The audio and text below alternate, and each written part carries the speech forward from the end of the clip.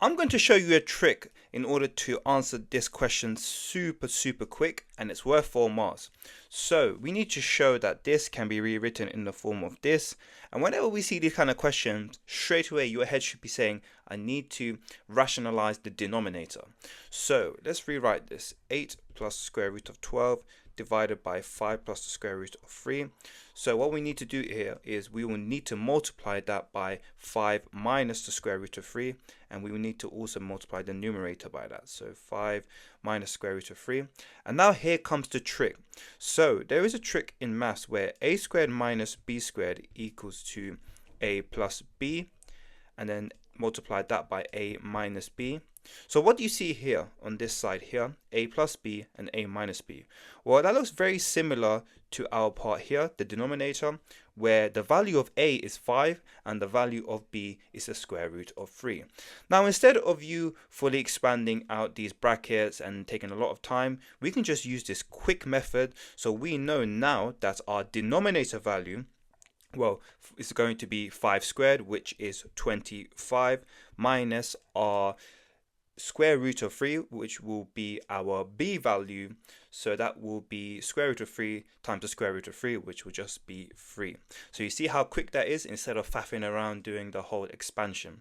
But unfortunately, we're going to have to do that faffing around for the numerator. So 8 plus square root of 12, and then multiply that by 5 minus the square root of 3. Now I'm going to do the moon crescent method. Some people like the grid method, but I'm just going to do the moon crescent one.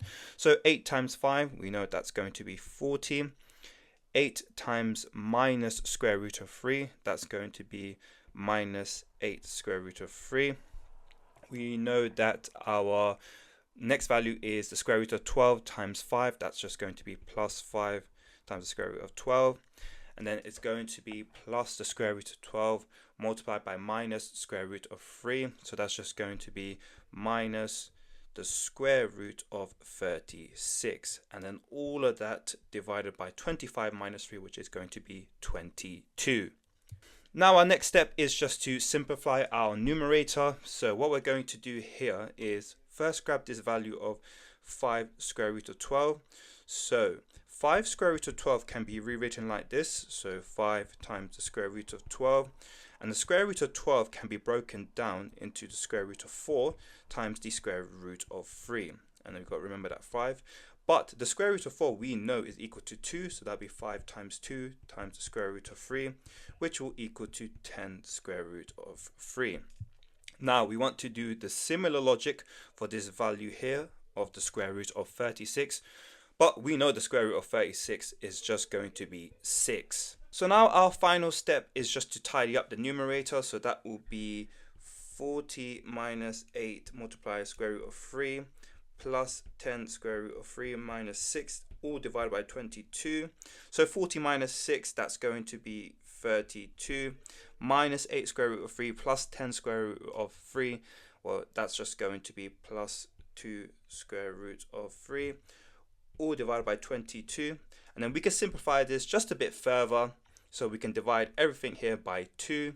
So 32 divided by 2, well, that's going to be 17. And then 2 divided by 2, that's going to be 1, but we're not going to write it 1. We're just going to leave it like that. And then 22 divided by 2, that's going to be 11. And there you have it, 17 plus the square root of 3 divided by 11. 4 marks, easy.